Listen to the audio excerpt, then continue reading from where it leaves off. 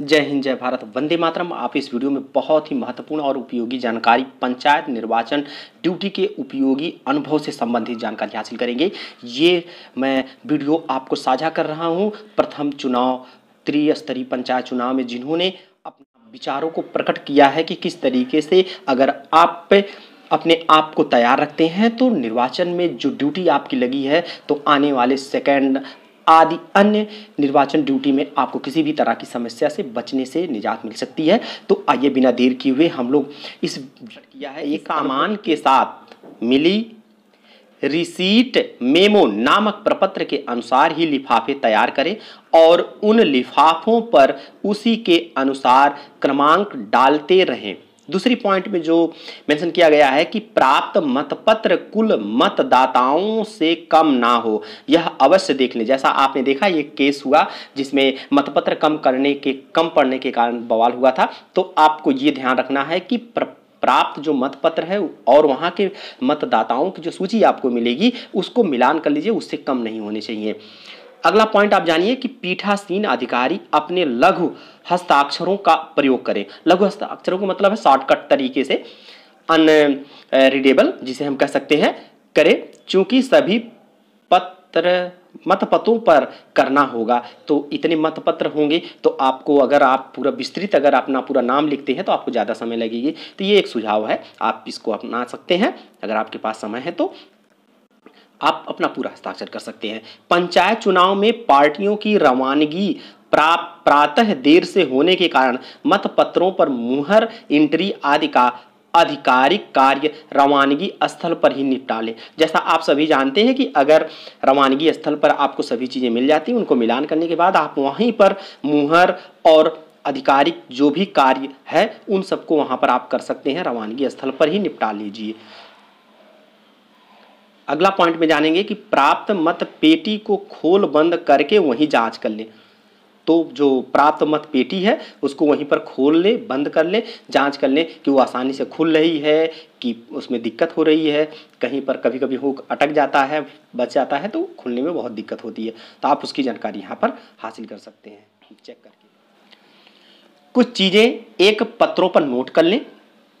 यहाँ पर विभिन्न प्रकार के पॉइंट दिए गए हैं, जैसा कि पोलिंग पार्टी संख्या जो आपको बहुत ही अति आवश्यक है, ये बार बार आपको सभी फॉर्म भरने में जरूरी होगी, तो आप एक पत्र पर एक कागज पर आप स्वयं नोट कर लीजिए पोलिंग पार्टी संख्या, मतदान संख्या स्थल की संख्या, मतदान स्थल का नाम, वाहन संख्या, ग्राम पंचायत वार्ड संख्याएं, क्षेत्र पंचायत वार्ड संख्याएं, जिला पंचायत वार्ड संख्या, मतदान कार्मिकों के मोबाइल नंबर, सेक्टर मजिस्ट्रेट का मोबाइल नंबर और मतपत्र क्रमांक चारों मद के पृथक पृथक आपको नोट करने हैं। तो ये बहुत ही महत्वपूर्ण है क्योंकि इसे बार बार आपको भरना होता है, तो अगर एक जहां आप नोट कर लेंगे तो आपको आसानी से अपनी सभी फार्मों पर एंट्री करना बहुत ही आसान हो जाएगा।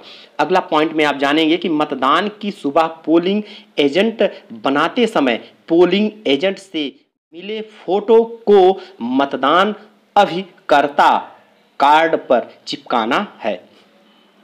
अगला आप पॉइंट जानेंगे कि मतदाता पहचान संबंधी दुविधा होने पर एजेंट को बुलाकर पहचान करवा लें। तो ये दोनों पॉइंट आपको एजेंट से संबंधित है। एजेंट को आप जो भी मतदान आप अभिकर्ता बनेंगे उनका जो है कार्ड और जो फोटो है और उसको आप उनके सभी से मैच कर लेंगे, मिला लेंगे। इसके अलावा जो है अगर किसी प्रकार की दुविधा होती है किसी को पहचानने में तो आप एजेंट को बुलाकर पहचान करवा सकते हैं।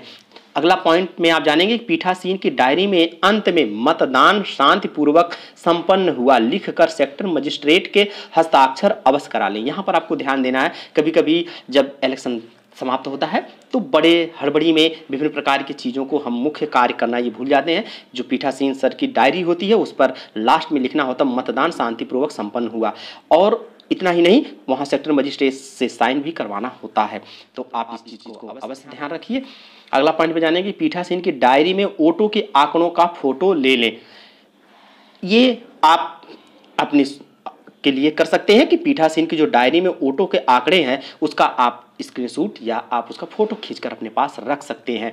अगर आने वाले समय में किसी प्रकार से आपको सवाल जवाब होती है तो आपके पास ये प्रूफ के रूप में होगा। अगला पॉइंट में जानेंगे कि शून्य आंकड़ों वाले लिफाफों में नील की लघु पर्ची रखें या लिफाफे पर नील लिख दें। ये तो आपने नील पर्ची से संबंधित आप जाने।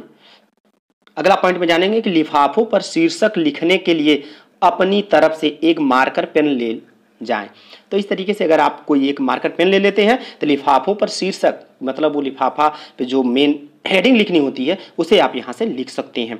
अगले पॉइंट में आप जानेंगे कि अपने सामान में जैसे आप खाने पीने की जो अपनी आवश्यकताएं हैं, पहनने की, खाने पीने की जो भी चीज़ें हैं आप लेके जाएंगे, गर्मी का ध्यान रखते हुए ऐसी चीज़ों को लेके जाएंगे। ऐसी चीज़ें नहीं आप ले जाएंगे जिससे आपको डाइजेशन या किसी भी प्रकार की प्रॉब्लम से का सामना करना पड़े। इसके साथ जो महत्वपूर्ण चीज़ है, आप अपनी विभिन्न प्रकार की आवश्यकताओं को सभी को पता है क्या क्या लेके जाने की ज़रूरत होती है। उसमें आपको जो बहुत ध्यान देने की ज़रूरत है वो आप ये ध्यान दे सकते हैं कि आप वहाँ नींबू, लौंग, दालचीनी, काली मिर्च, इलेक्ट्रॉल जैसे खाद्य वस्तुएं अवश्य रखें।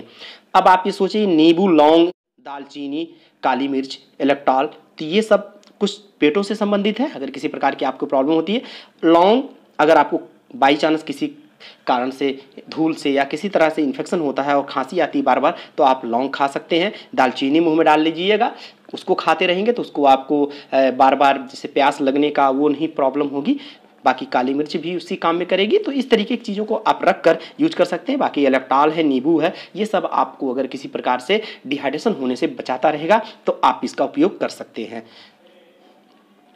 किसी प्रत्याशी की ओर से खान पान आदि सुविधाओं की पेशकश विनम्रता से नकार दें। अर्थात आप इसे सरल शब्दों में समझ सकते हैं कि अगर कोई भी प्रत्याशी किसी भी तरह की खुशामद करने के लिए प्रयास करते हैं और आपको खाने पीने के विभिन्न प्रकार के ऑफर देते हैं तो आप उन्हें हाथ जोड़कर नकार दीजिए। अगला पॉइंट में आप जानेंगे कि पुनरावृत्ति के कारण हमारे लिए मतदान प्रक्रिया एक सरल चीज बन जाती है, किंतु अनेक मतदाता प्रक्रिया नहीं समझ पाने से दुविधाग्रस्त हो जाते हैं। सहयोगात्मक रुख अपनाएं। तो इस तरीके से आपने इसमें जाना कि पुनरावृत्ति के कारण आप मतदान प्रक्रिया एक सरल चीज़ बनती है। जैसा आप सभी जानते हैं, मतदान प्रक्रिया को ना समझने से भी दुविधाग्रस्त हो सकते हैं। इसके प्रति कड़ाई नहीं बल्कि सहयोगात्मक रुख अपनाने की आवश्यकता होती है। अगले पॉइंट जो लास्ट पॉइंट है उसमें आप जानेंगे कि बुजुर्ग और दुर्बल मतदाताओं के कष्ट के प्रति विशेष संवेदनशील रहें। अर्थात आपको, मैं ऐसा नहीं कहता हूं कि वहां पर आप संवेदनशीलता सभी के प्रति दिखाएं या जो भी है कि बहुत ज़्यादा घुलना मिलना भी थोड़ा नुकसानदायक ज़्यादा होता है। तो लेकिन जो बुजुर्ग हैं, रियल में जो दुर्बल हैं और जो बुजुर्ग हैं, जो लाचार हैं, उनके लिए थोड़ा सा आप सहानुभूति दिखा सकते हैं। मतदाताओं के कष्ट के प्रति आप विशेष सहानुभूति रख सकते हैं। तो इस तरीके से आपने पंचायत निर्वाचन ड्यूटी के एक अनुभवी उपयोगी योग वीडियो को आपने यहाँ पर जाना, देखा।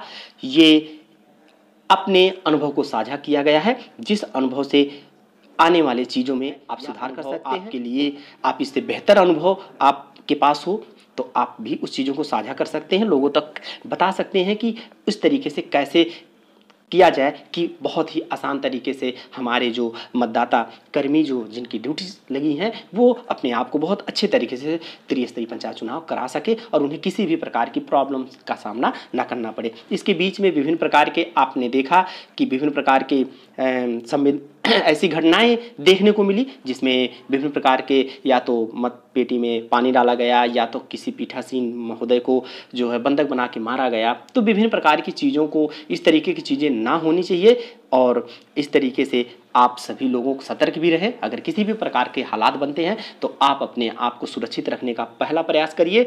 और इस तरीके से मेरी तरफ से आप सभी लोगों को बहुत बहुत हार्दिक शुभकामनाएं। आने वाले द्वितीय तृतीय जो भी चरण चुनाव होते हैं उसमें होगा। मेरी जो ड्यूटी है वो लास्ट 29 अप्रैल को लगी हुई है। तो इस तरीके से बहुत बहुत धन्यवाद वीडियो देखने के लिए से भरी जाएंगी। तो आपने इस वीडियो से बहुत ही महत्वपूर्ण उपयोगी जानकारी हासिल की। यदि आप मेरे YouTube चैनल से अभी तक नहीं जुड़े हैं तो आप मेरे YouTube चैनल से जुड़ जाइए, चैनल को सब्सक्राइब करिए, लोगों तक लाइक करिए, शेयर करिए, क्योंकि यहाँ पर आपको शिक्षा विभाग से जुड़ी हुई महत्वपूर्ण जानकारियों के साथ आपको दिष्टा निष्ठा मानव संपदा EHRM से जुड़ी हुई तमाम तकनीकी और जो भी उससे जुड़ी हुई प्रॉब्लम समस्याएं होती है उससे संबंधित आप वीडियो पाते। इसके अलावा आप स्टूडेंट्स के लिए मेरे चैनल के माध्यम से साइंस, मैथ, कंप्यूटर के साथ साथ विभिन्न प्रकार के विषयों से जानकारी के साथ साथ वैकेंसी से जुड़ी हुई, इसके अलावा विभिन्न प्रकार के कंपटीशन, CTAT, TAT, आपकी PGT, TGT, विभिन्न प्रकार के सभी शिक्षा जगत से जुड़ी हुई खबरों को आप मेरे YouTube चैनल के माध्यम से पाते हैं। तो अगर आप मेरे चैनल से जुड़ते हैं तो आपको निश्चित रूप से यहाँ लाभ प्राप्त होगा। वीडियो देखने के लिए बहुत बहुत धन्यवाद। जय हिंद, जय भारत, वंदे मातरम।